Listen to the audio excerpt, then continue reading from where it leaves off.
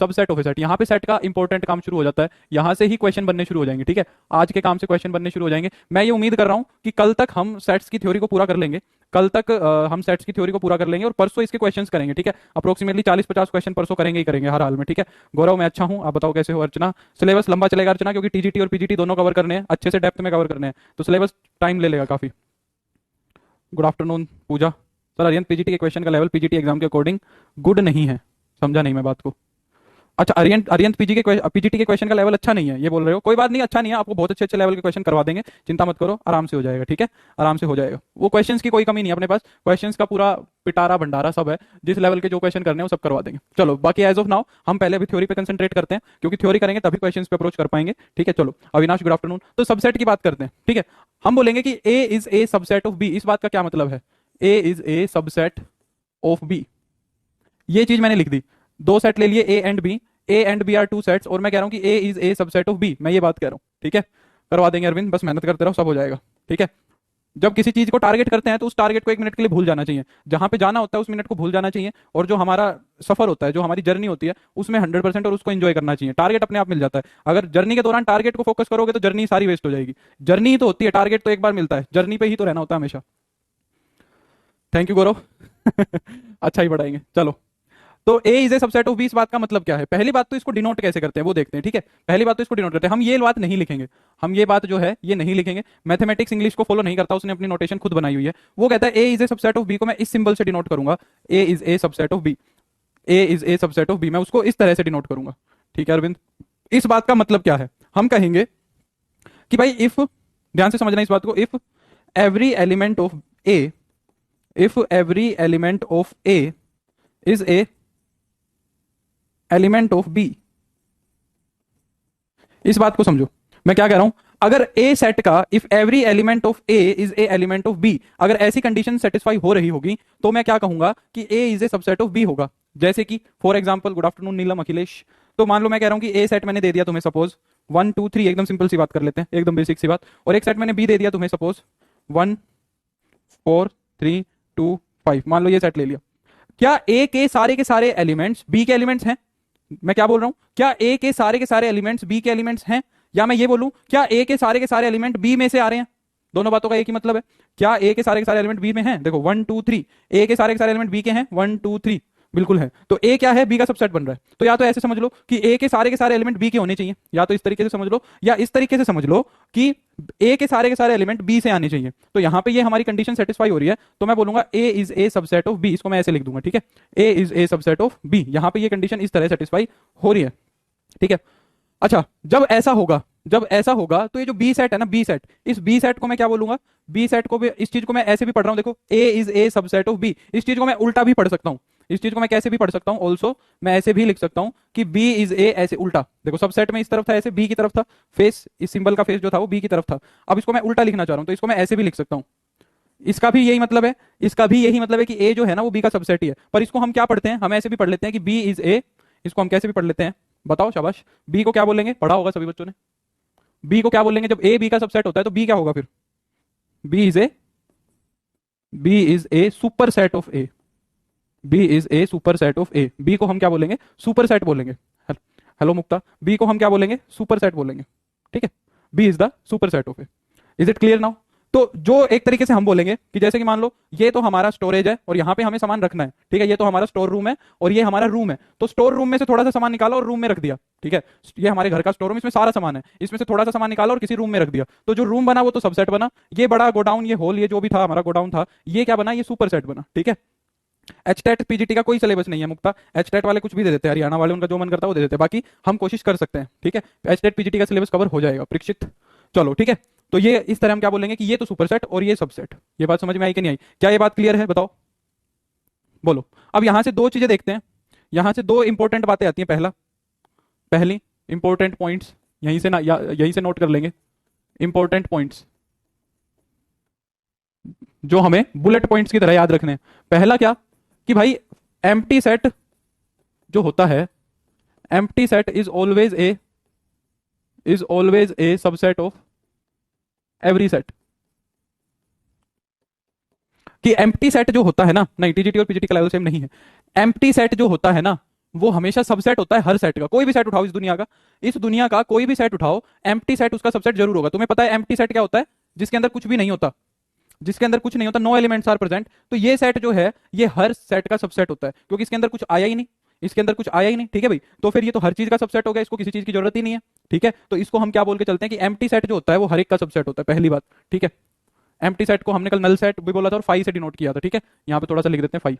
दूसरा, every set is a subset of itself.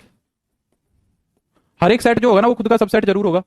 हर एक सेट जो है, हर एक सेट जो है वो खुद का सबसेट जरूर होता है, ठीक है। हर एक सेट जो है वो खुद का सबसेट होता है। टीजीटी और पीजीटी का सिलेबस हम साथ लेके चलेंगे, ठीक है। टीजीटी और पीजीटी का सिलेबस साथ लेके चलेंगे, चिंता मत करो। हाँ, एचटेट, केवीएस और एचटेट पीजीटी का सिलेबस सेम नहीं है। ऑलमोस्ट सब पीजीटीज का सिलेबस सेम है। देखो, ऑलमोस्ट सब पीजीटीज का सिलेबस सेम है और ऑलमोस्ट सब टीजीटीज का सिलेबस सेम है। कोई एक आधा टॉपिक इधर उधर हो जाता है, पहली बात तो ये सुन लो। दूसरी बात ये सुन लो कि टीजीटी और पीजीटी का लेवल अलग अलग होता है। जो पीजीटी का लेवल होता है, पीजीटी टीचर का लेवल होता है, उसका जो टेस्ट पेपर होता है वो शुरू होता है हमारा 11th-12th का जो जेई मेन लेवल होता है वहां से। अच्छा, ठीक है, वहां पे वो थोड़ा थोड़ा सा जेई लेवल के क्वेश्चन डालता है। दूसरा, कुछ टॉपिक्स वो ग्रेजुएशन और पोस्ट ग्रेजुएशन के भी डाल देता है, ठीक है। टीजीटी की बात की जाए, टीजीटी का जो टीचर होता है वो 8th क्लास तक पढ़ाता है। टीजीटी का जो टीचर होता है वो 8th क्लास तक पढ़ाता है। टीजीटी जो लेवल बोलते हैं वो 6 to 8th मानती है गवर्नमेंट। और जो पीजीटी होता है वो 9th to 12th पढ़ाता है। 8th क्लास तक का जो टीचर पढ़ाता है उसको ज्यादा से ज्यादा 12वीं तक का, 12th तक का, या थोड़ा मोड़ा कहां तक, ग्रेजुएशन तक। अब जो सेंट्रली एग्जाम है, जो सेंट्रल एग्जाम्स है, जैसे कि मान लो मतलब जो सेंट्रल है, जैसे कि मान लो DSSS भी हो गया, दिल्ली गवर्नमेंट में आ रहा है, केवीएस आ गया, एनवीएस आ गया, ये सारे जो एग्जाम्स हो गए, इन सब का सिलेबस पैटर्न क्या होता है? फिक्स होता है, ठीक है। इनके सिलेबस इशू होते हैं एग्जाम में, ठीक है। इनमें क्या होते हैं? सिलेबस होते हैं। तो इनका सिलेबस हम बता सकते हैं कि भाई ये है। पर जैसे स्टेट एग्जाम है, जैसे कुछ बच्चे हरियाणा में स्टेट की बात कर रहे हैं, हरियाणा में फिर स्क्रीनिंग भी होता है, ठीक है। जैसे कि राजस्थान में स्टेट वाले, जो स्टेट वाले हैं ना, जो स्टेट वाले हैं, वो स्टेट वाले एग्जाम्स अपना कोई फिक्स्ड सिलेबस नहीं लेते, ठीक है। जो स्टेट वाले एग्जाम्स हैं वो अपना कोई फिक्स्ड सिलेबस नहीं रखते, ठीक है। हालांकि हम केवीएस एनवीएस का सिलेबस अगर पीजीटी का कर लेते हैं तो सब कवर हो जाती नहीं होती, पर फिर भी उनका कुछ फिक्स सिलेबस नहीं होता। अब बात यह है, मैंने सारे एग्जाम्स देख रखे हैं अच्छे से, तुम चिंता मत करो, तुम्हारा सारा का सारा सिलेबस आराम से हो जाएगा। तुम अपना एक बार ये सिलेबस हो जाता है, मान लो 5 महीने में, 6 महीने में टीजीटी पीजीटी का सारा सिलेबस कर लेते हैं, फिर अपने एग्जाम उठा के देख लेना पिछले साल का। अगर कुछ छूटा तो मेरे को बता देना, कोई जल्दबाजी नहीं है, हमें आराम से डीपली स्लोली स्लोली सब करना है, ठीक है। तुम देख लेना, कुछ भी बचता है तो मैं करवा दूंगा, ठीक है। आराम से हो जाएगी टीजीटी पीजीटी की साथ साथ प्रिपरेशन आराम से हो जाएगी, चिंता मत करो, ठीक है। एक ही चीजें हैं, ज्यादा कुछ डिफरेंस नहीं है, ठीक है। बैच परचेज कर लिया, वेरी गुड प्रदीप, अजय। चलो, रिंग फील्ड पढ़ाएंगे, सिलेबस में होगा तो जरूर करवाएंगे। हाँ, यूपी टीजीटी हो जाएगा, हर स्टेट का टीजीटी, हर स्टेट का पीजीटी हो जाएगा आराम से, चिंता मत करो बिल्कुल भी। उससे कुछ ना कुछ ज्यादा ही करवाएंगे, इतने क्वेश्चन करवा दूंगा मैं तुम्हें। अब जब सेट की थ्योरी के बाद हम परसों क्वेश्चन करेंगे तो उतना उतना ज्यादा हो जाएगा हमारा कि चिंता मत करो। टीजीटी के लिए ही बैच परचेज किया है तो 11th-12th का सिलेबस आएगा। 11th-12th का सिलेबस टीजीटी में पूछता है, तो 11th-12th का सिलेबस करना जरूरी है, ये पीजीटी का टॉपिक नहीं है, ठीक है। टीजीटी के लेवल में 11th-12th का सिलेबस आता है, तो चिंता मत करो, सारा शांति से पढ़ लो। कोई एकदम फुल फ्लैश जो सिर्फ और सिर्फ पीजीटी में आता है वो मैं बता दूंगा तुम्हें, कल मैंने सिलेबस अपलोड किया है उसमें देखना तुम, ठीक है। टीजीटी के सिलेबस में भी डिफरेंशिएशन इंटीग्रेशन पूछ लेता है, ठीक है। तो कोई दिक्कत नहीं है, कंबाइंड लेके चलेंगे। जो बच्चा पीजीटी का एग्जाम दे रहा है वो टीजीटी का जरूर देगा, जो बच्चा पीजीटी का एग्जाम दे रहा है वो टीजीटी का जरूर देगा। हाँ, ऐसा हो सकता है कुछ केसेस में जो टीजीटी का एग्जाम दे रहा है वो पीजीटी का ना दे, पीजीटी वाला टीजीटी के लिए एलिजिबल जरूर है, तो हमें दोनों के करना है, ठीक है। हाँ, बहुत सारे टॉपिक्स कॉमन है, इसीलिए साथ साथ लेके चल रहे हैं। हाँ, अखिलेश, शॉर्ट ट्रिक्स लेके चलेंगे। तुम जब क्वेश्चन करोगे, देखो अभी नया नया हुआ है स्टार्ट बैच, तो अभी थोड़ा सा तुम्हें अडेप्ट करने में टाइम लगेगा, और मेरे को भी थोड़ा सा, मेरे को तो चलो पढ़ाना ही है, तुम्हें थोड़ा सा टाइम लगेगा। अब जैसे मैंने सेट्स को शुरू किया है तो आज और कल में मैं इसकी थ्योरी करवा रहा हूँ, मान लो कल का दिन और ले लेगी थ्योरी, और अगर मान लो परसों मैं इसके क्वेश्चंस करवाऊंगा 60 70 80 90, इतने क्वेश्चन होने के बाद एक टॉपिक पे तुम्हें खुद पता लग जाएगा कि क्या हो रहा है। तो तुम्हें खुद ही एकदम ऐसा हो जाएगा कि यार सेट के क्वेश्चन तो मैं सारे कर लूंगा। अब सेट ऐसा टॉपिक है जो टीजीटी में भी आता है और पीजीटी में भी आता है, ये किसको बता ही नहीं सकते कहाँ का टॉपिक है, ठीक है। हाँ, TGT is subset of PGT, ये कह सकते हो बिल्कुल। अखिलेश ने एकदम बढ़िया बात कही है। देखो, पाथ फाइंडर की जो मैंने बुक कही है वो तो ले लो, वो दोनों के लिए सही है, टीजीटी के लिए भी और पीजीटी के लिए भी। जो एनडीए की पाथ फाइंडर की बुक आती है उसमें बहुत बढ़िया बढ़िया क्वेश्चन है, तुम्हारी बहुत अच्छी तैयारी हो जाएगी, वहां से ले सकते हो। बुक्स का रेफरेंस जहां से लेना चाहो वहां से ले सकते हो, सारी बुक सही है। आरडी शर्मा ले लो, मैं तो उसको रिकमेंड कर सकता हूँ, क्योंकि वो वेल चेक्ड बुक है, अच्छे से पढ़ी हुई बुक है, मेरी भी सब कुछ देखा हुआ है, तो उस बुक पे हम विश्वास कर सकते हैं, उसमें कुछ गलत नहीं है, ठीक है। हालांकि साथ साथ हम पढ़ते रहेंगे तो इतने क्वेश्चन तो मैं ही करवा दूंगा कि बुक्स का रेफरेंस तुम्हें बहुत कम पड़ेगा, बस खुद की प्रैक्टिस के लिए पड़ेगा। तो जो तुम्हें बुक अच्छी लगे, जो इजीली अवेलेबल हो, जो आसपास मिल रही हो, वो ले लो। कोई अपने दोस्त भाई बंधु के पास हो वहां से ले लो, कोई दिक्कत नहीं है। तुम्हारे को बुक सिर्फ चाहिए प्रैक्टिस करने के लिए, और उससे ज्यादा के लिए नहीं चाहिए। पढ़ा तो मैं ही दूंगा सारा। नहीं, उस पाथ फाइंडर वाली बुक में सब कुछ आएगा, वैसे तो एनडीए का सब कुछ आएगा, पर उसमें मैथ्स ही सारा पता है, वो बाकी तो थोड़ा सा मिलेगा, फिजिक्स केमिस्ट्री में थोड़ा। हाँ बिल्कुल मनोज, चलो तो ये कर लिया मैंने थोड़ा सा आज, क्योंकि आज परचेज्ड बैच वाले बच्चे हैं ना, तो उनको बताना जरूरी है। कल तो हो सकता है थोड़े मोड़े इधर उधर से भी आ गए होंगे, बाकी आज जो ये बच्चे हैं ये अपने पास रहेंगे, तो इनको ये बातें बतानी जरूरी थी। तो बिल्कुल भी चिंता मत करो, ऐसा मत सोचो कि टीजीटी पीजीटी ये सब ये मत करना, ठीक है। हाँ, मैं अपने पास से भी करवा दूंगा, चिंता मत करो। हाँ, मैं तो अगर ये करो तो बेस्ट है। अगर जो टॉपिक आरडी शर्मा में है और जो मैं पढ़ा रहा हूँ, जो टॉपिक आर डी शर्मा में है और जो मैं पढ़ा रहा हूँ वहां से उसकी प्रैक्टिस कर लो, बेस्ट बेस्ट, उससे अच्छा कुछ भी नहीं है। ठीक है, जो टॉपिक आर डी शर्मा में है और मैं पढ़ा रहा हूँ वहां से अगर उसकी प्रैक्टिस करो तो वो बेस्ट है, उससे अच्छा कुछ नहीं है। ठीक है, ये एकदम सही है। अमन चलो देखते हैं। तो मैं कह रहा हूं every set is a subset of itself. तो मैं 2 पॉइंट्स बता रहा हूं सबसेट पे। एक तो एम्प्टी सेट हमेशा एक सेट का सबसेट होता है, दूसरा every set is a subset of itself. हर एक सेट खुद का सबसेट तो होगा ही, क्यों नहीं होगा बताओ। मान लो मैंने एक सेट लिख दिया ए बी सी डी, क्या ये खुद का सबसेट नहीं है? क्या ये खुद का सबसेट नहीं है बताओ। हाँ देखेंगे, अखिलेश मिल गया तो अपलोड करवा देंगे बिल्कुल। बोलो क्या सेट नहीं है भाई, इसके सारे एलिमेंट तो इसी में से ही आ रहे हैं, या इसके सारे एलिमेंट तो इसी के ही हैं, तो ये बात तो हमेशा सेटिस्फाई करेगी। ठीक है चलो, तो ये है तीसरा पॉइंट, बहुत इंपॉर्टेंट बहुत इंपॉर्टेंट। कितने सबसेट बना सकते हो, कितने सबसेट बना सकते हो भाई। मान लो एक सेट मैं तुम्हें दे दूं, आर डी शर्मा की कौन सी बुक परचेज करें, नीलम 11 12th की, आर डी शर्मा की 12th तक ही आती है, 9 10th भी ले लो अगर इजीली अवेलेबल है तो। अच्छा कहता है the number of if a set has, ये मोस्ट इंपॉर्टेंट है, ये हमेशा, ये मोस्ट इंपॉर्टेंट है, क्वेश्चन आ सकता है यहां से, टीजीटी लेवल का क्वेश्चन आ सकता है। If a set has N elements, TGT level पे आ सकता है, then the number of subsets,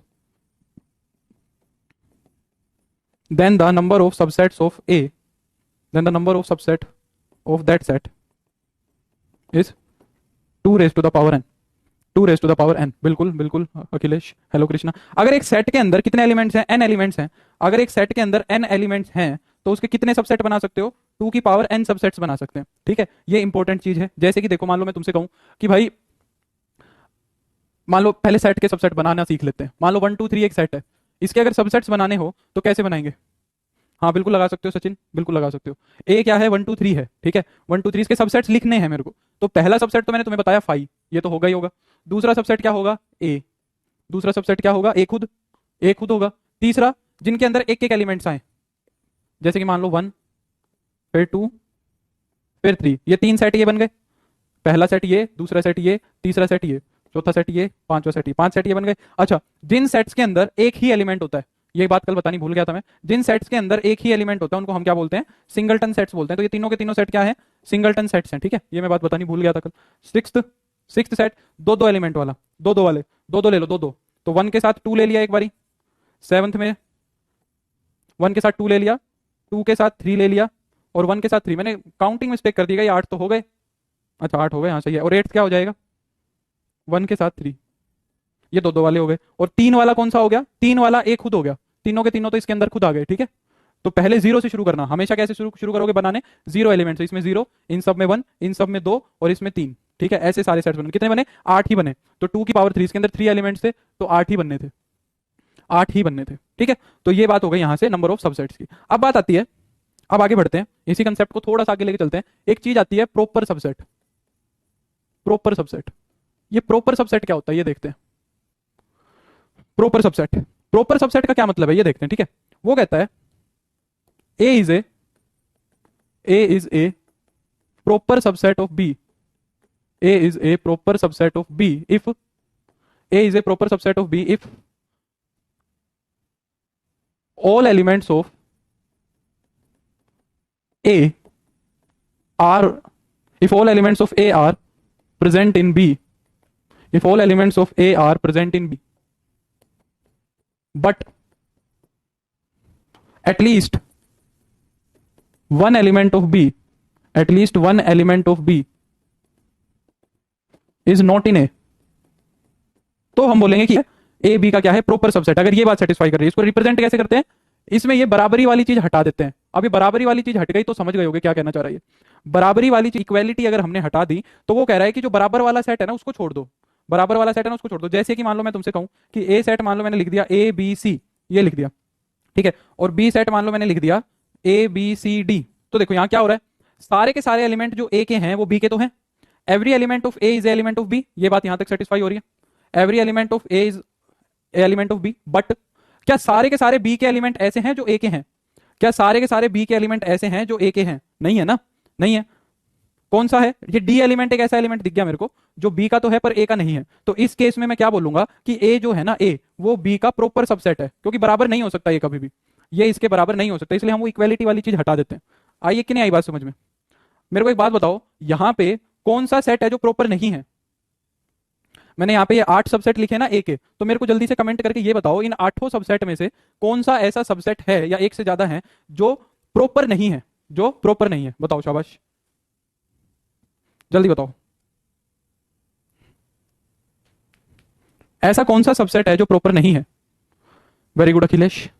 equality वाली चीज हट जाएगी, इक्वालिटी वाली चीज हट जाएगी, बिल्कुल कृष्णा। कौन नहीं है प्रॉपर सबसेट? ये नहीं है, ये नहीं है, ठीक है, ए नहीं है, खुद नहीं है, ठीक है। तो A is not a proper subset of A, it is a only subset of A. हम इसको क्या बोलेंगे? ये सिर्फ और सिर्फ क्या है? सबसेट है, प्रॉपर सबसेट नहीं है। तो ये प्रॉपर नहीं है, बाकी सारे प्रॉपर सबसेट है। देखो बाकी सारे प्रॉपर हैं। ए के अंदर ऐसा टू एलिमेंट मिल जाएगा जो इनमें से किसी में नहीं है। फाइव के अंदर तो ऐसे सारे ही सारे मिल गए जो ए के पास है पर फाइव के पास नहीं है। वन के अंदर टू और थ्री ऐसे मिल गए, टू के अंदर वन और थ्री ऐसे मिल गए। समझ गए होगे? अखिलेश ने कमेंट कर दिया। अब अगर मैं तुमसे काउंट करवाना चाहूं, अगर मैं तुमसे काउंट करवाना चाहूं, important, very important, TGT level के लिए सही है। If n of a is n, अगर a के अंदर n एलिमेंट है, then number of proper subsets कितने होंगे? नंबर ऑफ प्रॉपर सबसेट्स बताओ कितने होंगे? Then number of proper subsets of a are, बताओ शाबाश, कितने होने चाहिए प्रॉपर सबसेट? विकास 2 बजे शुरू हुई थी। अगर एक सेट के अंदर n एलिमेंट्स हैं तो उसके प्रॉपर सबसेट कितने होंगे? तो उसके प्रॉपर सबसेट कितने होंगे? वेरी गुड प्रीतम, बहुत बढ़िया। कितने होंगे भाई? ये वाला हट जाएगा ना, देखो ये वाला हट जाएगा, ये हटा यहां से, जो बराबरी वाला है वो हट जाएगा, ठीक है। इन 8 में से ये जो ए है ये कम हो जाएगा। टोटल कितने थे? टोटल थे 2 की पावर n, और हट कौन सा जाएगा? जो सेट खुद है वो खुद हट जाएगा। तो प्रॉपर सबसेट आर ऑलवेज 2 की power n minus one. Proper subset कितने होते हैं? 2 की पावर n माइनस वन होते हैं। Is it clear? Is it clear? बिल्कुल। वहां पे 7 होगा नवनीत, यहाँ पे कितना होगा? 7 होगा। अभी मैं एक बहुत बढ़िया क्वेश्चन करवाऊंगा, हाँ विकास, अभी मैं एक बहुत बढ़िया क्वेश्चन करवाऊंगा इस नंबर को काउंट करने वाले पे, अभी देखते हैं, ठीक है। अब इसके बाद एक कंसेप्ट आता है, ये सारे सबसेट के ही कंसेप्ट है, पावर सेट। पावर सेट क्या होता है?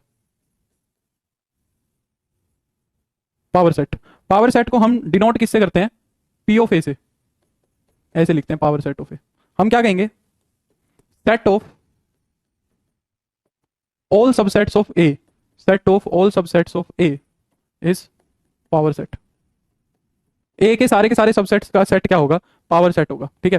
Set of all subsets of A, set है एक सेट के, उन सब का एक सेट बना दो, उन सब का एक सेट बना दो, वो क्या बन जाएगा? उसको मैं बोल दूंगा पावर सेट बोल दूंगा। ये सेट दिख रहा है तुम्हें, ये ए सेट दिख रहा है। अगर मैं तुमसे कहूं कि ए सेट का पावर सेट बताओ, क्या होगा? पावर, तो पावर सेट के अंदर मैं क्या करूंगा? ये सारे के सारे सबसेट लिख दूंगा। पावर सेट के अंदर मैं क्या करूंगा? ये सारे के सारे सबसेट लिख दूंगा। ये सबसेट दिख रहे हैं तुम्हें, इन सबको इस सेट के एक सेट बनाओ बड़ा सा, उसके अंदर ये सारे सबसेट लिख दो। 5 सिंगलटन 1 सिंगलटन 2 सिंगलटन 3 सिंगलटन 4, 4 तो है नहीं, 1 2 2 3 1 3 और 1 2 3। ये बन गया तुम्हारा पावर सेट ऑफ ए। ये क्या बन गया तुम्हारा? पावर सेट ऑफ ए, ठीक है। पावर सेट के एलिमेंट्स खुद सेट होते हैं, समझ आ रही है इस बात को? पावर सेट के जो हैं, और वो सेट्स क्या हैं? समझ में आ रही है कि नहीं आ रही बात? कि ए के जो एलिमेंट्स हैं वो क्या है? Power set. पावर सेट के जो एलिमेंट्स हैं वो खुद सेट है। Is it A proper subset of all sets? बिल्कुल बिल्कुल प्रीतम, वेरी गुड, ये एक अच्छी ऑब्जर्वेशन है। नहीं नहीं नहीं नहीं नहीं नहीं नहीं नहीं नहीं प्रीतम, नहीं प्रीतम, नहीं नहीं नहीं, प्रीतम ने एक बहुत अच्छा क्वेश्चन पूछा है, अभी उसको डिस्कस करते हैं। पहले ये क्या, ये बात समझ में आई? यूं बताओ मेरे को, पहले तुम्हें ये बताओ कि ये बात समझ में आई कि इसके जो एलिमेंट्स हैं वो खुद सेट्स होते हैं। अब देखो प्रीतम ने एक बहुत बढ़िया क्वेश्चन पूछा। प्रीतम ने कहा कि भाई, ये प्रीतम कह रहा है कि ये जो पावर सेट है ना, पावर सेट, ये हर सेट का प्रॉपर सबसेट है। पावर सेट जो है वो हर सेट का प्रॉपर सबसेट है, ये कहना चाह रहा है। तो जैसे कि मान लो 1 3 एक उठाया मैंने, क्या 1 3 जो है, क्या पावर सेट जो है वो ए का 1 3 का प्रॉपर सबसेट है? किसी भी एंगल से नहीं है भाई, किसी भी एंगल से नहीं है। क्या पावर सेट इन सारे सेट्स का प्रॉपर सबसेट है? नहीं है, नहीं है ना? बोलो। नवनीत बिल्कुल डिस्कस करेंगे, पर लास्ट में मेरे को याद दिलवा देना, नहीं है ना? और उल्टा भी नहीं है, ये तो हो ही नहीं सकता किसी भी तरह से, क्योंकि पावर सेट के सारे एलिमेंट कहां से आ रहे हैं? इसके अंदर, इसके अंदर तो ये सारे एलिमेंट्स हैं, और इस सेट के पास तो सिर्फ 1 और 3 है, 1 और 3। अगर मैं उल्टा लिखूं ना तो ये भी सही नहीं है। क्या ये बात सही है? क्या ये बात सही है? बताओ, क्या ये बात सही है?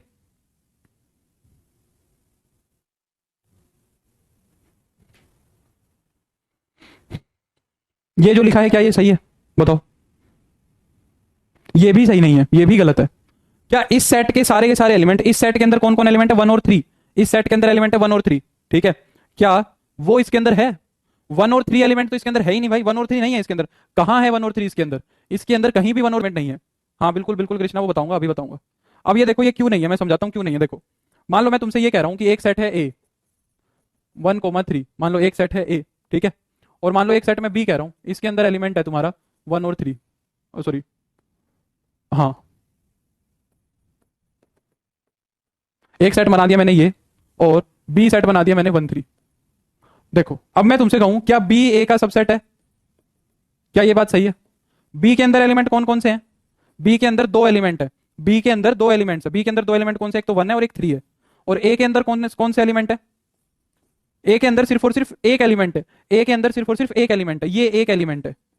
ए के अंदर सिर्फ और सिर्फ ये एक एलिमेंट है। तो क्या इसके एलिमेंट इसमें गए? नहीं गए। इसके अंदर तो सिर्फ ये एक एलिमेंट है, ये नहीं है ना इसके अंदर। तो समझ आ रही है बात?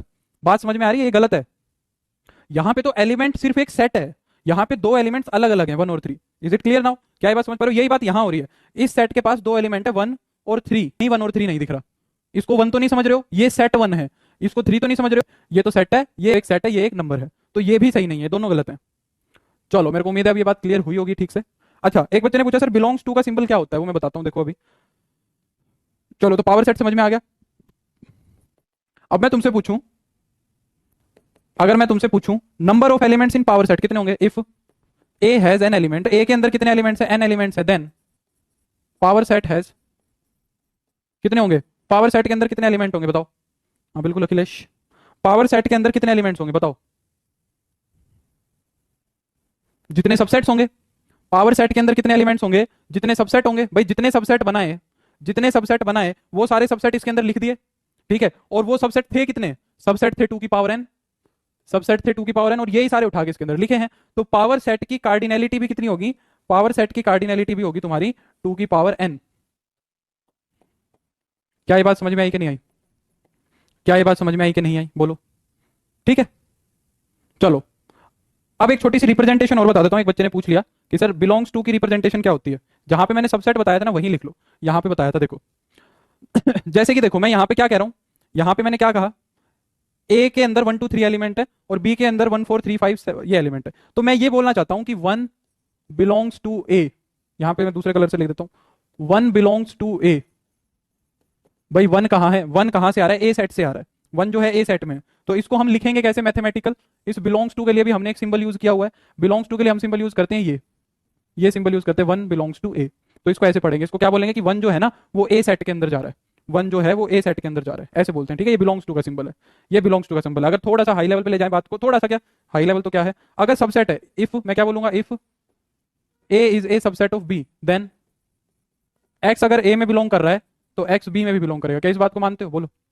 ए बी का सबसेट है तो एक्स ए में बिलोंग किया तो आए ना? बोलो क्यों? क्योंकि ए के सारे एलिमेंट तो बी से आ रहे हैं, ए के सारे एलिमेंट तो बी से आ रहे हैं। तो अगर एक्स ए में है तो वो बी में भी होगा। ए के अंदर से अगर मैं 2 उठाऊंगा तो वो 2 देखो बी में भी तो है ना। और उल्टा सही नहीं है, एक्स बिलोंग्स टू बी, ये जरूरी नहीं है कि ये सही होगा।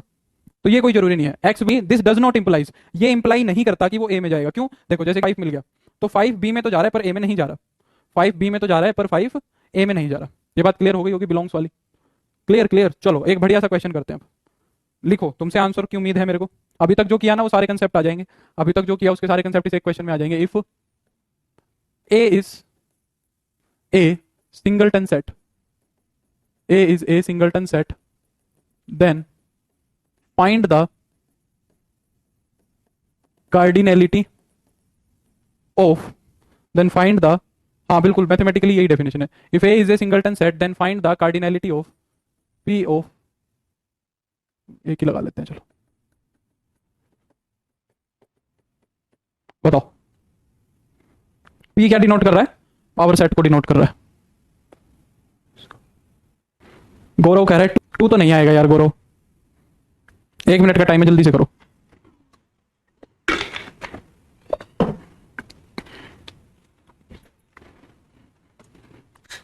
प्रीतम कह रहा है 1, गौरव सौरभ कह रहा है 2, अखिलेश कह रहा है 4। नहीं भाई नहीं भाई, पावर सेट ऑफ ए, फिर उस पावर सेट का फिर से पावर सेट लिया है। गौरव और सिद्धार्थ का आंसर, गौरव का और इसका सही लग रहा है। नीलम कह रही है 1, मनोज का भी सही लग रहा है। चलो देखें, तो सबसे पहले अंदर से शुरू हो जाओ। पहले बताओ सिंगलटन सेट है तो ए के अंदर कितने एलिमेंट है? ए के अंदर 1 एलिमेंट, एक ही एलिमेंट है। तो पावर सेट में होंगे, इसके पावर सेट में कितने एलिमेंट होंगे? 2 की पावर n, मतलब 2 एलिमेंट्स होंगे। तो इस सेट के अंदर 2 एलिमेंट है, इसके अंदर 2 एलिमेंट है। फिर हमें इसका फिर से पावर सेट लेना है, तो power set of power set ए बन जाएगा। उसके अंदर कितने एलिमेंट होंगे? इसके अंदर है 2, तो हो जाएगा 2 की पावर 2, मतलब 4 हो जाएंगे। तो यहां तक आ गए, यहां तक आ गए। अब हमें एक बार फिर पावर सेट लेना है, एक बार फिर लेना है। उसमें कितने एलिमेंट आएंगे 2 की पावर 4, उसमें कितनी बिल्कुल आज था वो हो जाएंगे कितने 16, 2 की पावर 4 16। अब आ गए यहाँ तक आ गए। अब लास्ट वाले का करना है, लास्ट वाले का पावर सेट। तो एक बार फिर बताओ, power set of power set of power set of power set of A, उसमें कितना हो जाएगा 2 की पावर 16। तो this is your right answer, this is your right answer. एक और करोगे, एक और करें, एक और करें, बोलो जल्दी, करना है कि चलें, कंसेप्ट क्लियर या एक और करना है, जल्दी बताओ।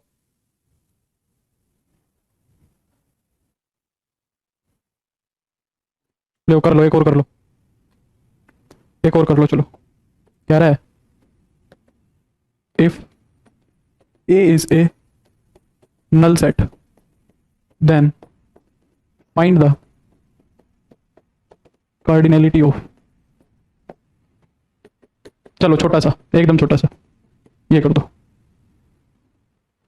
ये तो सिंपल सा है, इसमें तो सबका लाइन से एकदम सही आंसर दिखना चाहिए, एकदम लाइन से सही दिखना चाहिए।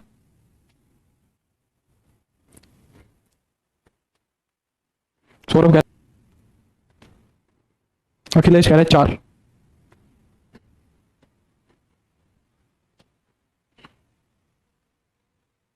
आस्था भी कह रही है 1, आस्था ने पिछली बार तो सही आंसर दिया था। नीलम कह रही है 4, गौरव भी कह रहा है 4, सौरभ भी कह रहा है 4। हो सकता है 4 सही हो भाई, फिर सबका 4 आंसर आ रहा है, 4 आ रहा है, देखें। चलो, पावर सेट ऑफ ए के अंदर कितने एलिमेंट दिए हुए हैं, नल सेट है, नल सेट के अंदर कितने एलिमेंट होते हैं 0, नल सेट के अंदर कितने एलिमेंट होते हैं 0, ठीक है। तो पावर सेट ऑफ ए में कितने एलिमेंट होंगे 2 की पावर 0, 2 की पावर 0 कितना 1, ठीक है। तो यहां तक आ गए। फिर power set of power set ए, उसमें कितने एलिमेंट होंगे 2 की पावर 1 2। और अगर मैं बोलूं power set of power set of power set ए, इसके अंदर एलिमेंट होंगे 2 की पावर 2, तो 4 is the right answer. Very good, बढ़िया भाई बढ़िया, सबने सही किया, इसका मतलब सही किया है। चलो अब इस टाइप का क्वेश्चन हो जाएगा, इस टाइप का क्वेश्चन हो जाना चाहिए। एक और कर दो, if A has 2 elements, number of proper subsets of, then find the number of proper subsets of power set of power set है। चलो इतना ही करता हूँ बस, ये बताओ, ये बताओ, चलो जल्दी से कमेंट का आंसर करो, फिर आज मेरे को थोड़ा सा कवर करना है। मैं चाहता हूँ कि कल हम इसको खत्म करें, थ्योरी को, हर हाल में कल थ्योरी खत्म हो ही जाएगी जहां तक मेरे को उम्मीद है, ठीक है।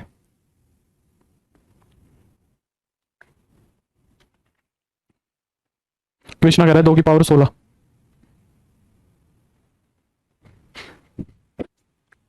अखिलेश कह रहा है 37, ज्योति कह रहे 7, अभी तो कह रहा था 16, अब कह रहे 7, दिशा कह रही है 16, सौरव कह रहे 7, आस्था कह रही है 16। प्रॉपर सबसेट लिखा है, प्रॉपर सबसेट्स। चलो पहले इसके अंदर एलिमेंट कितने हैं ये निकालो, निकाल सकते हो अब तो। एन ऑफ ए कितना दिया हुआ है 2, एक चीज थी, चलो ठीक है। पावर सेट ऑफ ए के अंदर कितने एलिमेंट होंगे, पावर सेट ऑफ ए के अंदर एलिमेंट होंगे 2 की power 2 4। Power set of power set ए कितने होंगे 2 की पावर 4। तो ये एलिमेंट हो गए इस सेट के अंदर, इस सेट के अंदर। वेरी गुड प्रीतम, प्रीतम का सही आंसर है। पावर सेट ऑफ ए के इस सेट के अंदर एलिमेंट, अब ये समझ लो कि ये एक सेट दिया हुआ है तुम्हें, ये एक सेट दिया हुआ है, इस सेट के अंदर कितने एलिमेंट है 16 एलिमेंट है। इस सेट के अंदर हमें कितने एलिमेंट दिए हैं 16। अब इसके प्रॉपर सबसेट बताने हैं, कितने होंगे प्रॉपर सबसेट, टोटल सबसेट होंगे 2 की पावर 16 और उसमें से एक कम कर देंगे। आई कि नहीं आई बात समझ में, बोलो। इस सेट के अंदर कितने एलिमेंट है 16, तो इसके प्रॉपर इसके सबसेट बनेंगे इतने और उसमें से एक कम करना है। क्लियर, ये यहाँ पे एलिमेंट्स लिखे हैं, ये पावर सेट नहीं लिखा है, ठीक है। चलो भाई चलो, अब हो जाएगा ये कंसेप्ट क्लियर, मेरे को उम्मीद है तुम्हारा कर लोगे अब इस पे बेस तुम क्वेश्चन, टीजीटी में आ सकता है ये सवाल, ठीक है। अब बात करते हैं वेन डायग्राम्स की। वेन भाई एक मैथमेटिशियन था, वेन का क्या था, एक मैथमेटिशियन था।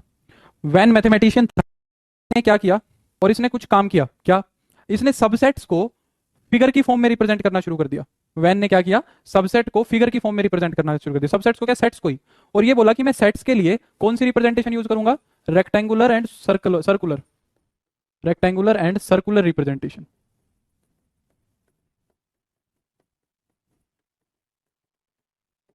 रेक्टेंगुलर एंड सर्कुलर रिप्रेजेंटेशन मैं यूज करूंगा फॉर सेट्स के लिए।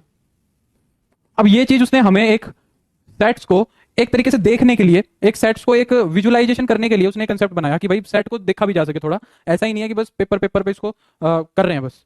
तो देखो जैसे कि वो क्या बोला, वो बोला हम सर्कुलर या रेक्टेंगुलर रिप्रेजेंटेशन यूज करेंगे। तो उसने क्या कहा कि भाई सबसे पहले ना, जैसे कि मान लो सेट ए है, मान लो ए सेट है तुम्हारा, ए सेट है तुम्हारा आयोटा 1 2 u v, मान लो ये ए सेट है, और एक सेट मान लो मैं कह रहा हूँ बी 1 2 u, मान लो ये सेट है। तो यहां से तुम्हें क्लियरली दिख रहा होगा कि बी जो है ना वो ए का प्रॉपर सबसेट है, जो बी है वो ए का प्रॉपर सबसेट है। यहां पे तुम चाहो ना तो दोनों रिप्रेजेंटेशन यूज कर सकते हो, दोनों एकदम सही है, ठीक है, दोनों में कोई दिक्कत नहीं है। B is a subset of A बोलो या B is a proper subset of A बोलो, ये बात एकदम सही है। एक सबसेट, एक प्रॉपर सबसेट, एक सबसेट तो हो गई, एक प्रॉपर सबसेट जो एक सबसेट तो हो गई, तो चाहे से ऐसे लिख लो चाहे से ऐसे लिख लो, कोई दिक्कत नहीं है, ठीक है, दोनों सही है। यूं मत सोचना कि इसमें यही लिखना है, ऐसा नहीं है। अब हम क्या करते हैं, जो बड़े वाला सेट होता है, हम क्या करते हैं, जो बड़े वाला सेट होता है उस सेट को क्या कर देते हैं, एक स्क्वायर बॉक्स से रिप्रेजेंट कर देते हैं, एंगुलर। तो एक बड़ा सा रेक्टेंगल बना देते हैं, उसके उसको मान लेते हैं बड़े वाला सेट। बड़े वाला सेट कौन सा है, ए सेट, तो इसको मैंने मान लिया ए सेट, ठीक है। और इसके अंदर बी सेट है, जो बी सेट है मैं बोल दूंगा वो इसके अंदर ही है भाई। तो जो अंदर वाला सेट है उसको मैं रिप्रेजेंट कर देता हूँ किससे, सर्कल से, एक सर्कल रिप्रेजेंट कर दिया, ठीक है। इसको मैंने क्या बोल दिया, ये हो गया तुम्हारा बी सेट से रिप्रेजेंट करो कि जो बी के एलिमेंट है और जो ए के एलिमेंट कॉमन है वो बी के अंदर चले जाए। 1 2 u, 1 2 u जो है वो बी के अंदर भी चले गए और ए के अंदर भी चले गए, ठीक है। ए के अंदर ऐसे एलिमेंट कौन से हैं जो बी के नहीं है, ए के अंदर ऐसे एलिमेंट है आयोटा और वी, ये दो एलिमेंट है, ठीक है। इनको इस सेट से बाहर कहीं भी लिख दो ए के अंदर, मान लो कहीं भी लिख दिया, मान लो आयोटा यहाँ लिख दिया, यू यहाँ वी यहाँ लिख दिया। तो ये हमने क्या कर दिया, वेन डायग्राम की हेल्प से रिप्रेजेंट कर दिया। ये हमने क्या कर दिया, वेन डायग्राम की हेल्प से रिप्रेजेंट कर दिया। बोलो समझ में आई कि नहीं आई ये बात, ये तो पता ही होगी, सिंपल सी बात है। तो हम इस तरह वेन डायग्राम की हेल्प से रिप्रेजेंट कर देते हैं। कई बार क्या होता है, एक सेट जो मैंने पहले नहीं बताया, वो जान करके नहीं बताया, वो मैं अब बताऊंगा। क्या होता है एक सेट,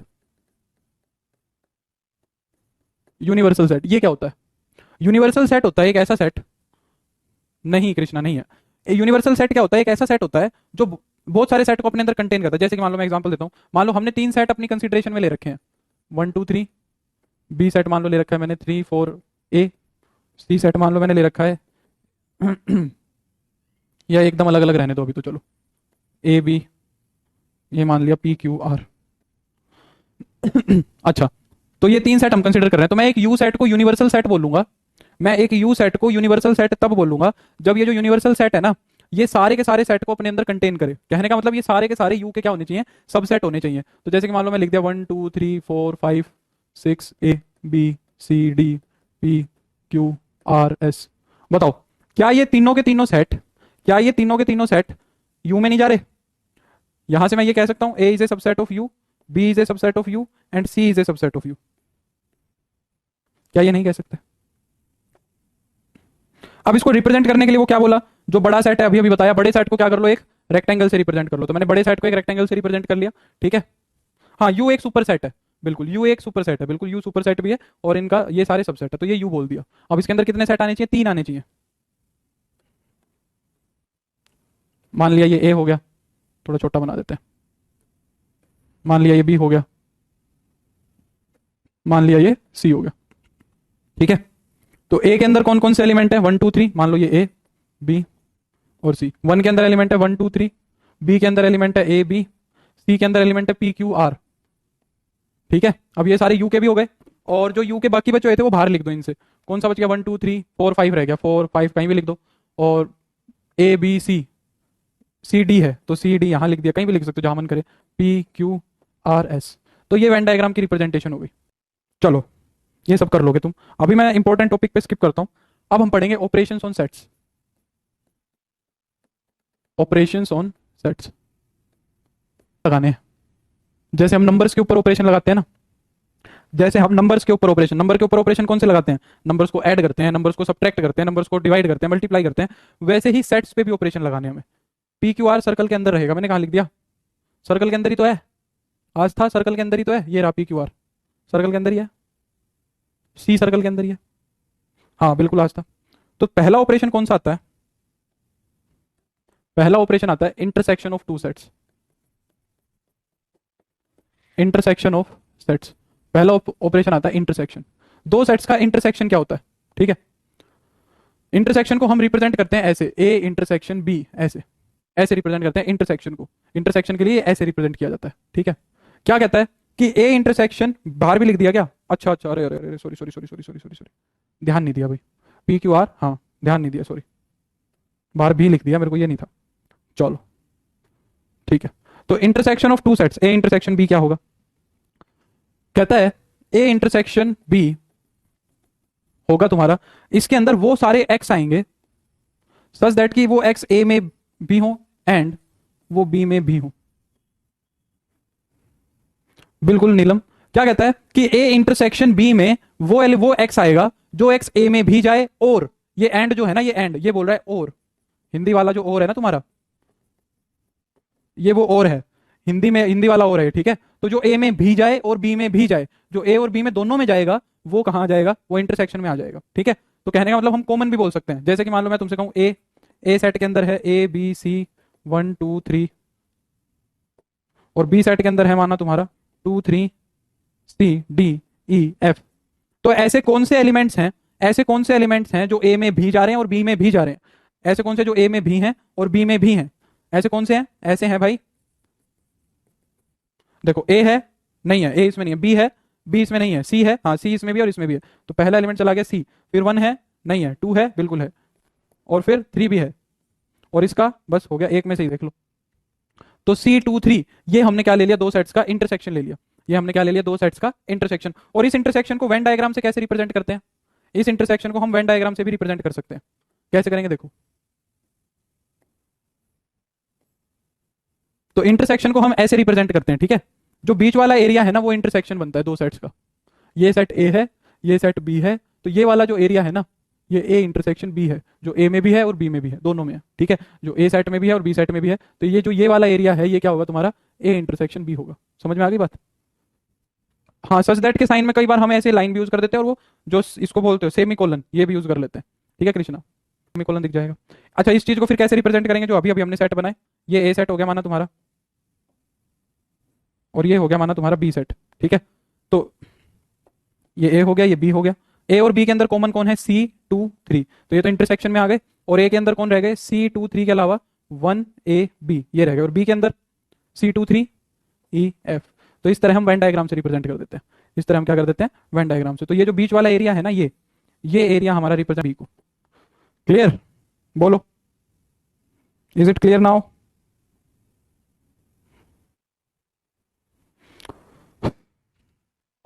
अच्छा, एक इंपॉर्टेंट चीज यहां से है, ये मैं बता देता हूं। इफ अगर एक एक्स है जो ए इंटरसेक्शन बी में जा रहा है, अगर एक एक्स है जो ए इंटरसेक्शन बी में है, तो इसका मतलब क्या है? कि वो ए में भी है एंड वो बी में भी है। ये एंड और एंड का मतलब तुम्हें जब मैं अगला बताऊंगा उसके बाद समझ में आएगा। जब एक्स जो है वो इंटरसेक्शन में गया, तो वो ए में भी मिलेगा और बी में भी मिलेगा, दोनों में मिलेगा। जैसे कि देखो यहाँ पे C2 3 में से कोई भी एक एलिमेंट उठाओगे, वो ए में भी मिलेगा और वो बी में भी मिलेगा, वो दोनों में मिलेगा, ठीक है। तो अगर एक्स ए इंटरसेक्शन बी में जा रहा है, तो ए में भी मिलेगा और बी में भी मिलेगा। Is it clear? चलो, अब ये ठीक है। अब दूसरे ऑपरेशन पे चलते हैं। सेकंड ऑपरेशन क्या है? Union of two sets. Union of sets, union कैसे लेंगे? यूनियन कैसे लेंगे ये देखते हैं। वो कहता है कि, और यूनियन को रिप्रेजेंट कैसे करते हैं? यूनियन को रिप्रेजेंट करते हैं ऐसे, ऐसे, ठीक है। ये यूनियन है। तो ए यूनियन बी कैसे डिफाइंड होगा? ए यूनियन बी के अंदर वो सारे एक्स आएंगे सच दैट कि एक्स या तो ए में जाए आइदर, और एक्स या किस में जाए? बी में जाए। या तो एक्स ए में जाए या एक्स किस में जाए? बी में जाए। अब ये और है ना, जो ये और वर्ड है, ये या के लिए यूज हो रहा है। या का मतलब क्या होता है? जो हिंदी वाला तुम्हारा और है, ये क्या होगा? ये और होगा उस चीज का, या तो यहां जाए या यहां जाए। अगर कहीं एक जगह भी है तो उसको मैं कहां पटक दूंगा? उठा के उसको मैं यूनियन वाले सेट में पटक दूंगा। अगर एक जगह भी है, वहां पे कंपल्सेशन थी कि दोनों जगह मिलना चाहिए, यहां पे आएगी। जैसे कि मान लो मैंने कह दिया ए, तो 1AC, मान लो ये ए सेट है, और बी सेट मान लो मैंने लिख दिया CD 1 2, मान लो ये लिख दिया। अब मैं तुमसे कहूं ए यूनियन बी लिखो, तो ए यूनियन बी के अंदर वो एलिमेंट लिखने हैं जो या तो ए में आए और या बी में आए, ठीक है। जो या तो ए में आए और या किस में आए? बी में आए, ठीक है। तो ए में कौन आ रहा है? ए में 1AC आ रहा है, तो अगर ये ए में आ गए तो यूनियन में तो आएंगे। तो सारे के सारे पहले तो ए के लिख दो 1AC, फिर क्या करो? फिर सारे के सारे बी के लिख दो, क्योंकि बी में है तो भी यूनियन में तो जाएंगे। अब सी एक बार यहां भी आ गया, यहां भी है, तो रिपीटिशन तो हो नहीं सकता, तो सी को छोड़ देंगे। रिपीटिशन तो हो नहीं सकता, कल बताया था, तो D 1 भी नहीं हो सकता और 2, तो ये बन जाएगा तुम्हारा। आई कि नहीं आई बात समझ में? बताओ, आई या नहीं बात समझ में? बोलो भाई, ये हो गया तुम्हारा यूनियन। और यहीं से अगर मैं इंटरसेक्शन पूछता, यहां से अगर मैं इंटरसेक्शन पूछता, तो इंटरसेक्शन में क्या आता तुम्हारा, एक तो सी आता और एक वन आता, एक तो सी आता और एक वन आता। अब देखो मैं यहां से तुम्हें दो एक बहुत इंपॉर्टेंट चीज समझाना चाहता हूं। इन दोनों चीजों को ध्यान से समझो। अगर मैं ये कह रहा हूं, अच्छा पहले मैं इसको ना रिप्रेजेंट करवा देता हूं वेन डायग्राम से। तो माना ये ए सेट है और ये बी सेट है। चलो उससे पहले ही करते हैं ये बात। मान लो मैं तुमसे ये कह रहा हूं कि x बिलोंग्स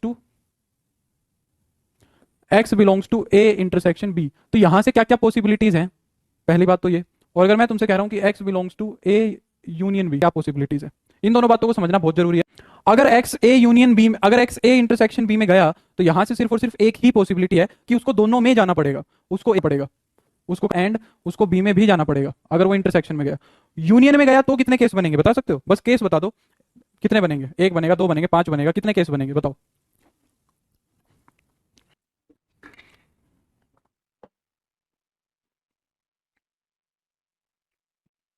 बिल्कुल अखिलेश।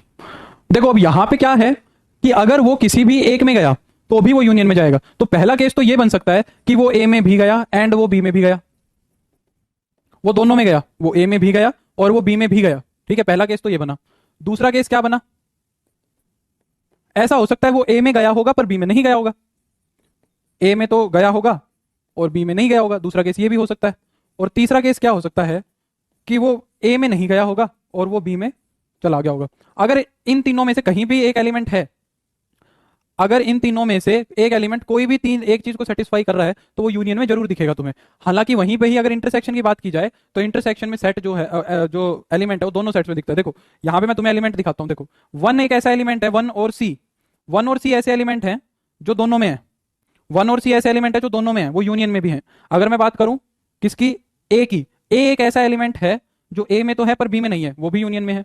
और डी एक ऐसा एलिमेंट है, डी और टू, जो बी में तो है पर ए में नहीं है, वो भी यूनियन में है। तो ये तीन केसेस, तीन तरह के एलिमेंट मिल सकते हैं तुम्हें। हालांकि इंटरसेक्शन में वही मिलेंगे जो दोनों में मिलेंगे, जो कि क्या थे, सी और वन थे, जो कि क्या थे, सी और वन थे।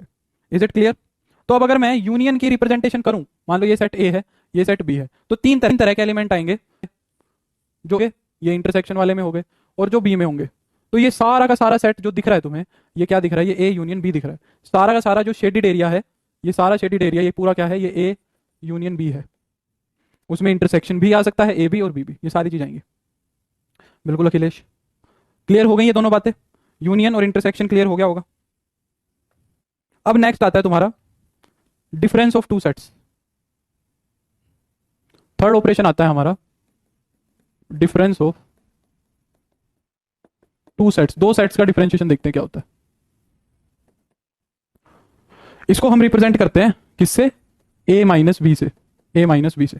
ठीक है, तो ए माइनस बी कैसे डिफाइन होगा, ए माइनस बी जो सेट बनेगा वो कैसा बनेगा, इसके अंदर वो एक्स आएंगे, वो सारे एक्स आएंगे जो एक्स ए में तो हो बट ए में तो हो एंड बी में ना हो।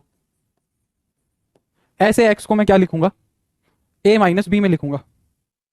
समझ में आई बात। और अगर मैं बी माइनस ए की बात करूँ तो सिमिलरली है, दो सेट के लिए लिख दिया तो सबके लिए यही होगा। तो ऐसे एलिमेंट जो ए में तो होने चाहिए पर बी में नहीं होने चाहिए। तो जैसे कि मान लो मैं ए सेट तुम्हें कहूँ 2 4 5 6, मान लो ये लिख दिया, और बी सेट मान लो मैंने लिख दिया 2 4 C D 8। अब मैं तुमसे सेट पूछूं कि ए माइनस बी सेट क्या होगा, तो ऐसे एलिमेंट देखो, ऐसे एलिमेंट देखो जो ए में तो है पर बी, तो 2 जो है वो ए में तो है बी में भी है, ये नहीं आएगा। 4 है ए में भी है बी में भी है। 5 जो है ए में तो है नहीं है। 6 जो है ए में तो है पर बी में नहीं है। तो ए माइनस बी बना तुम्हारा 5 6, 5 6। ठीक है, और अगर मैं तुमसे बात करूं बी माइनस ए, तो वो एलिमेंट देखो जो बी में तो है पर ए में नहीं है, बी में तो है पर ए में नहीं है। बी में कौन है, 2 4 है, आगे के नहीं है, CD 8, CD 8। ठीक है, CD 8। अब देखो इसको वेन डायग्राम से कैसे रिप्रेजेंट करेंगे, यहां पे नीचे कर दे या आगे कर देता हूं दोनों को। देखो ये है ए, ये है बी। पहले ए माइनस बी को रिप्रेजेंट करते हैं। ए माइनस बी क्या होगा, जहां पे ए है पर बी नहीं है, वो एलिमेंट कौन से होंगे जो ए में तो है बी में नहीं है। देखो ये सारे, ये एलिमेंट्स वो हैं जो सिर्फ और सिर्फ ए में है, ये एलिमेंट वो हैं जो सिर्फ और सिर्फ ए में है और बी में नहीं है। तो ये वाला जो एरिया बना तुम्हारा, ये बना ए माइनस बी, ये बना हमारा ए माइनस बी।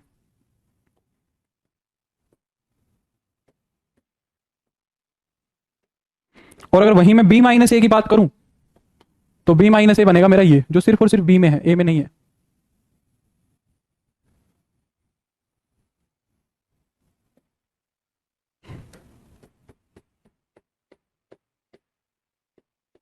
ये क्या हो गया तुम्हारा, बी माइनस ए। समझ आई बात? समझ आई बात? बोलो। ठीक है। अरियंत वाला एक छोटी सी चीज और लिख रहा है कि जो ए माइनस बी है ना, वो सबसेट होता है ए का। ये तो समझ आ रही होगी बात। ए माइनस बी पूरे के पूरे ए का ही हिस्सा है, और जो बी माइनस ए है ना, वो बी का सबसेट होता है। ये भी समझ आ रही होगी बात। अब मेरे को एक सवाल का जवाब दो। If A intersection B is equal to 5, then A minus B क्या होगा? बताओ शाबाश। कुछ प्रैक्टिस हो जाए थोड़ी सी, कुछ प्रैक्टिस हो जाए थोड़ी सी। बताओ शाबाश, जल्दी जल्दी जल्दी।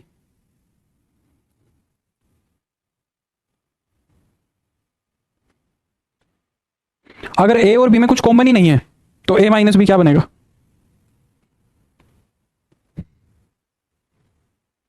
ए। वेरी गुड अमन, दिशा, आस्था, वेरी गुड। अगर दोनों में कुछ भी कॉमन नहीं है तो ए के सारे एलिमेंट ऐसे मिल जाएंगे तुम्हें। ए के सारे एलिमेंट ऐसे होंगे जो बी में नहीं होंगे, क्योंकि कुछ कॉमन तो है ही नहीं। तो इसका आंसर क्या होगा? ए होगा। Second, if A intersection B is A, then A minus B. बताओ, दूसरा बताओ। सेकंड का आंसर दो, सेकंड का आंसर दो। बिलो, सौरभ, नुपुर, मधुलिका नल सेट नहीं बनेगा, कृष्णा नल सेट नहीं बनेगा। लेके देखो यार, ए सेट को मान लो 1,2 छोटा सा ले लो, बी सेट को मान लो ए बी। ए और बी में कुछ भी कॉमन नहीं है तो ए माइनस बी क्या बनेगा? ए के सारे एलिमेंट ही ऐसे हैं जो बी में नहीं है। ए के सारे एलिमेंट ही ऐसे बनेंगे जो बी में नहीं है। क्यों मधुलिका? देखो ऐसे एलिमेंट देखो जो बी में नहीं है, तो 1 जो है वो बी में है, नहीं है तो 1 आ गया। 2 है जो बी में है, नहीं है, सारे ही आ जाएंगे, तो ए ही सेट बन गया। सेकंड बताओ। अब एग्जाम्पल सेट कर लिया करो, एग्जाम्पल बना लिया करो, ठीक है, एग्जाम्पल बना लिया करो। ऐसे क्वेश्चंस में एग्जाम्पल ले लिया करो कुछ। अब दूसरे में क्या कह रहा है कि ए और बी का इंटरसेक्शन क्या बनना चाहिए? ए और बी का इंटरसेक्शन बनना चाहिए ए। 1 2 और ले लेंगे। अब मैं तुमसे, अब देखो ए इंटरसेक्शन बी क्या आ रहा है, तो ए बन रहा है। दूसरे का करवा रहा हूं, दूसरे का। अब ए माइनस बी निकालो। क्या ए में कोई ऐसा एलिमेंट होगा जो बी में नहीं है? ए के पास सारे के सारे एलिमेंट बी में है, तो ये ए माइनस बी इस केस में क्या बनेगा? वाई बनेगा। नीलम, अभी समझ आई? Good Aman, Krishna.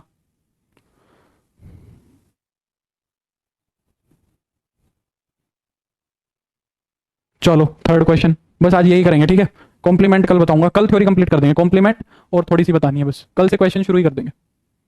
If A union B is equal to A, then A minus B. बताओ,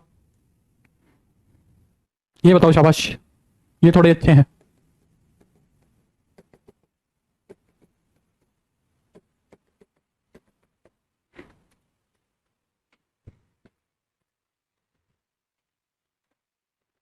thank you so much Gaurav, ऐसे ही पढ़ाएंगे। आस्था कह रही है ए, गौरव कह रहा है बी, नवनीत कह रहा है ए, गौरव कह रहा है बी। थर्ड क्वेश्चन का आंसर गौरव कह रहा है बी। देखें, अच्छा, अगर ए यूनियन बी ए है, उसका मतलब क्या है ये बताओ। कह रहा है कि ए यूनियन बी जो है ना, वो ए है, कि ए और बी का, ए और बी को पूरे को मिक्स किया तो ए ही बना। तो क्या इस चीज का मतलब ये नहीं है कि B is a subset of A? हाँ है ना? पहली बात तो मेरे को ये बताओ, अगर ए यूनियन बी ए है तो बी जो है वो ए का सबसेट होगा कि नहीं होगा? पहले ये बताओ भाई। जैसे मान लो ये ए है, तो बी को इसके अंदर ही होना पड़ेगा, तभी तो ए और बी का यूनियन लूंगा तो ए ही बनेगा। हाँ है ना? ये बात समझ में आई? अगर ये बात समझ में आई तो ऐसे ही सेट बनाओ। मान लो ए तुमने ले लिया 1 2 3, और बी मान लो तुमने ले लिया 1 2, ठीक है, 1 2। अब यहाँ पे ए और बी का जब मैं यूनियन ले रहा हूं तो ए आ रहा है, ए और बी का जब मैं यूनियन ले रहा हूं तो ए आ रहा है, तो ए माइनस बी क्या होगा? ए माइनस बी क्या होगा? ए माइनस बी तो 3 बन रहा है भाई मेरा, ए माइनस बी तो 3 बन रहा है। ये कुछ भी नहीं बन रहा, मतलब कहने का कोई स्पेशल सेट नहीं बन रहा है, ये कुछ भी स्पेशल नहीं बन रहा है। समझ आई बात?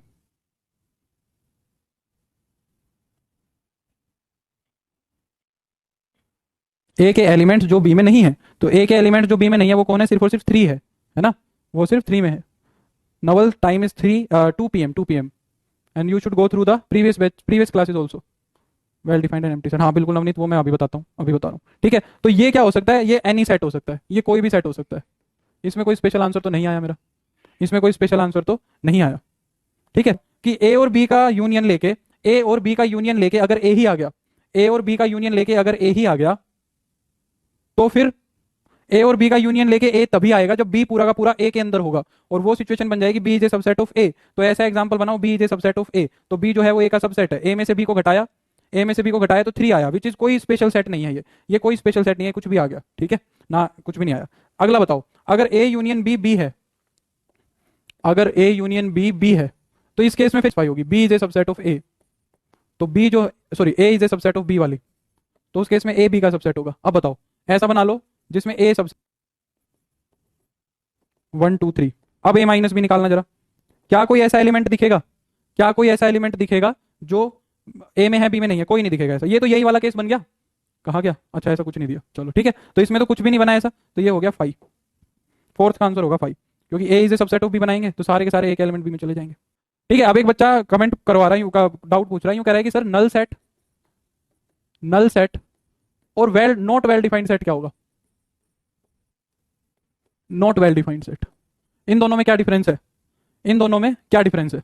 देखो बेटा, सबसे बड़ा डिफरेंस तो नवनीत यही है कि नल सेट ना डिफाइंड होता है, सबसे बड़ा डिफरेंस तो यही है, नल सेट है, अगर सेट है तो वो डिफाइंड है, not defined, not well defined ये कुछ होता ही नहीं, ये सेट ही नहीं होगा, not a set, not a well defined set तो कुछ होता ही नहीं है, सेट है तो वेल डिफाइंड होगा, अगर नॉट वेल डिफाइंड है तो वो सेट ही नहीं बनेगा, पहली बात तो ये। जैसे कि मान लो मैं कहूँ सेट का एडिशन नहीं होता नीलम, एडिशन नहीं किया, वो डिफरेंस किया है, ठीक है, डिफरेंस, एडिशन नहीं होता। जैसे कि मान लो मैं तुमसे कहूँ कि भाई ए सेट है, यहाँ पे मैं कह रहा हूँ कि एक्स, ठीक है, एक्स एक रियल नंबर होना चाहिए और एक्स स्क्वायर इस कंडीशन को सेटिस्फाई करना चाहिए। क्या कोई ऐसा रियल नंबर बता सकते हो जिसका स्क्वायर -4 आए, नहीं बता सकते। क्या कोई ऐसा रियल नंबर बता सकते हैं जिसका स्क्वायर -4 है, नहीं बता सकते। तो ये सेट डिफाइन हो रहा है, इसकी डेफिनेशन मिल रही है, ये क्या है 5 है। जबकि not a well defined set तो कोई डिफाइन नहीं हो, सेट बना ही नहीं सकता मैं, सेट वर्ड ही तब आता है जब डिफाइंड हो चुका होता है, तो यहाँ तो कुछ है ही नहीं, मान के चलो ये कुछ नहीं है, पर यहाँ पे हमने प्रॉपरली एक सेट बनाया जिसकी डेफिनेशन दी और उसके अंदर कोई एलिमेंट ही नहीं आया, और वेल डिफाइंड नहीं है तो वो सेट की कैटेगरी में ही नहीं है, वो तो सेट से बाहर रहेगा। आई hope that this will be clear now Navneet. ठीक है, तो भाई आज के लिए बस इतना ही, अब मिलेंगे हम कल, और कल हम सेट्स की थ्योरी को कंप्लीट कर लेंगे हर हाल में, मेरे को उम्मीद है बेनिफिट हो रहा होगा, कुछ नई चीजें सीखने को मिल रही होंगी, और परसों हम बहुत सारे क्वेश्चन करेंगे। ठीक है, परसों प्रैक्टिस सेशन होगा, तो परसों काफी इंटरेस्टिंग हो जाएगा। कल कल के लिए थोड़ा सा थ्योरी को और बर्दाश्त कर लो, ठीक है, कल कल के लिए थोड़ी थ्योरी को और बर्दाश्त कर लो, मेरे को तो नहीं लग रहा होगा बोरिंग होगा। ठीक है थैंक यू, 1.5 घंटे हो गए और पता भी नहीं चला, चलो ये तो बहुत अच्छी बात है, कई बार थोड़ा सा बोरिंग भी हो जाता है, पर कोई बात नहीं, हम क्वेश्चंस करेंगे जब देखना ये सब पढ़ा हुआ बहुत बेनिफिशियल लगेगा तुम्हें, ऐसा लगेगा कि ये जरूरी था बहुत ज्यादा। ठीक है, तो ये सारे के सारे हम अब मिलेंगे कल, तो मैं उम्मीद करता हूँ कल 2 बजे सारे सारे बच्चे मिलेंगे शार्प। ठीक है, तो थैंक यू सो मच। हाँ, पहले थ्योरी बताएंगे, दिशा पूरी कंप्लीट करेंगे। ठीक है, तो कल कल में सेट्स की थ्योरी कंप्लीट कर देंगे। ठीक है, और परसों फिर सेट्स के क्वेश्चन करेंगे। हाँ बिल्कुल, जब क्वेश्चंस करेंगे तो शॉर्ट में ही करेंगे, जल्दी से जल्दी करने का तरीका बताएंगे। हाँ बिल्कुल, यही रहेगी Neelam, Disha, thank you so much, thank you so much, thank you Arvind, thank you so much. चलो भाई, थैंक यू सो मच, अब मिलेंगे कल। I hope that this is beneficial for you. Now we will meet tomorrow. Thank you so much, bye.